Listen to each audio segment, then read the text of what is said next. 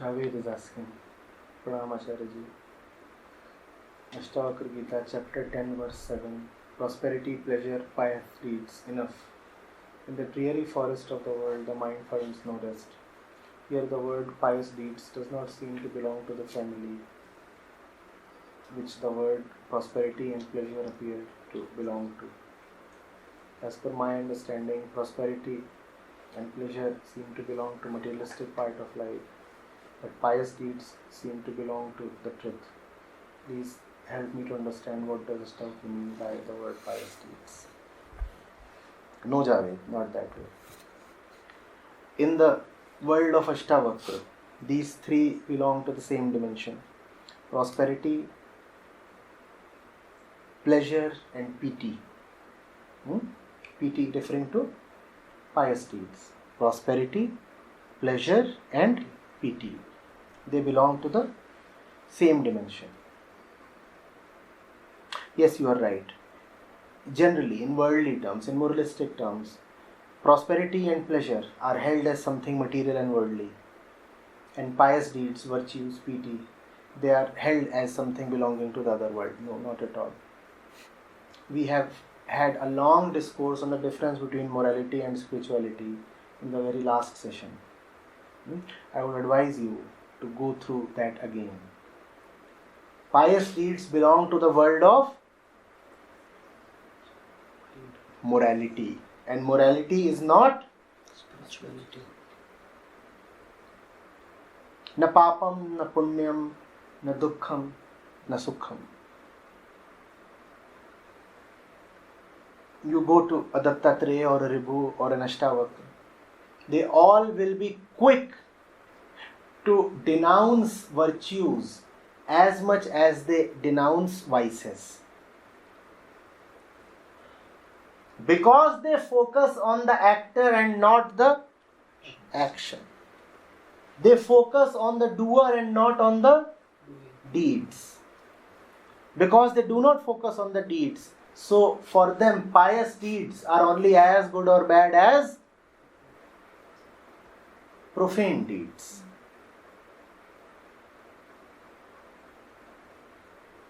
Piti or profanity, for them, they both belong to the same dimension. They are talking of something beyond that dimension. In most cultures, in most denominations, it is considered great to do good deeds. Not in the world of Ashtavakra. Not in the world of real spirituality. Here no deed is stamped as good and no deed is stamped as bad. You can put it this way. Or you can put it another way and more accurate way. That deeds that are stamped as bad and deeds that are stamped as good are both kept in the same container. And what is that container? The one that contains stamped deeds. If the deed is stamped, put it in this vessel. Doesn't matter what the stamp reads. The stamp can read good, or the stamp can read bad, or the stamp can read indifferent, or something. If it is stamped, put it in this vessel, and this vessel we do not want to look at, throw it away. This is not easily digestible to those who have been conditioned to live moral lives. For them, there are specifically good deeds and specifically bad deeds. Charity for them is, for example, good deed.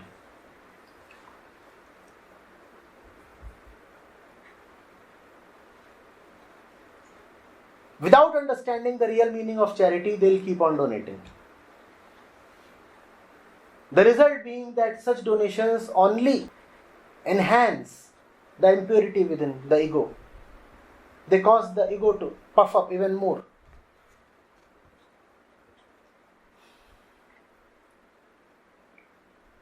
Without knowing the real meaning of violence, they will keep denouncing wars. The result is that wars keep happening. More and more people keep suffering.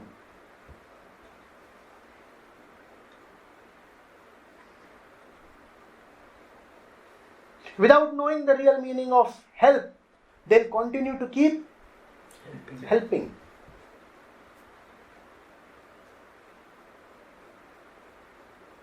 Without knowing the real meaning of anger, they will continue to criticize anger.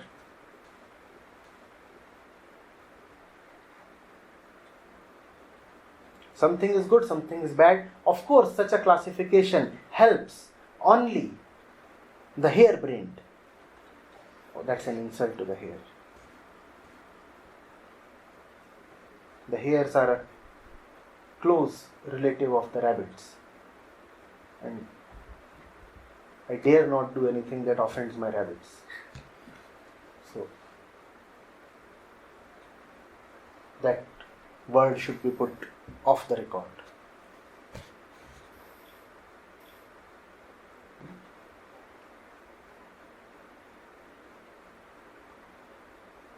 One has to be lazy to just follow the conventional separation between good and bad. If you are someone who has no light of his own, then it suits you to just ask your neighbor, what is considered good?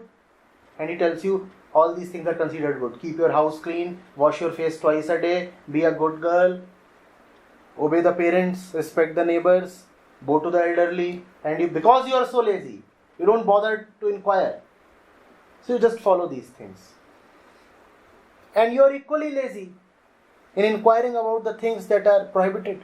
And they tell you, don't drink, don't sleep with strangers, don't do this, don't do that, don't do this, and it's fine. Don't do this, and now I'm okay. Now, obviously, I'm not advising you to reverse the titles. That all those things that are considered bad, you start taking them as good. There are many who do that in the name of rebellion. Conventional morality forbids drugs. So let's do drugs, man. Huh? The liberals, for example. Yeah. Let's do everything that offends the moralists. I'm not advising that. I'm indifferent to the conventional labels. I'm saying you have it within you to know for yourself. Know for yourself, and the decision then will be spontaneous.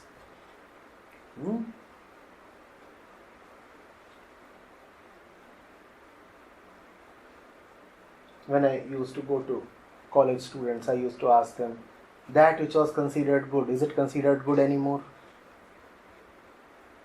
So how do you know that that which is considered good would be considered good in the future? Tell me. Just 100 years back, that which was socially sanctioned, it is approved anymore? It is not approved anymore. Even today, things that are considered admissible in one community, are they admissible and acceptable in other communities? They are not. Even the laws vary, the state laws. In one country, you have one thing that is barred. In the other country, it is freely allowed. What is good and what is bad? Figments of man's fertile top story.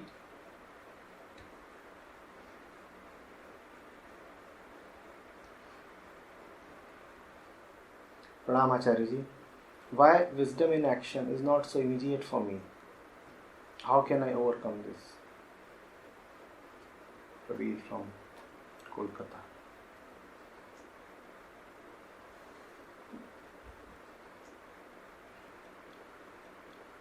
What you probably mean, Prabir, is that why are you not able to put into action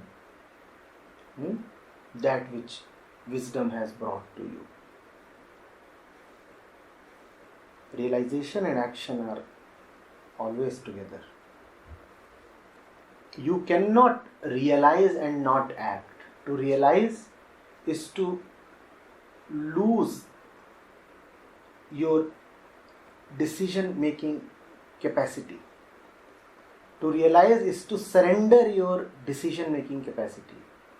Then realization decides and acts on your behalf.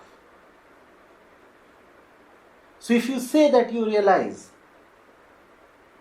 and yet the right action is not happening, then either you do not realize at all, or you are matching the action happening against your image of the right action. Please appreciate. Realization may bring about an action that you have never imagined or conceptualized as the right action. So even if that right action, truly right action, comes about, you would still remain dissatisfied because that action is not what you imagined to be the right action. So either that is the possibility, or you are not realizing anything at all. If you say that you know and yet not act, then probably you do not know at all. Knowing has a tremendous power, absolutely tremendous power. It leaves you helpless. Once you know, the action starts happening. Even if your latent fears then try to impede that action, it won't get stopped. Yes, Prabir? So,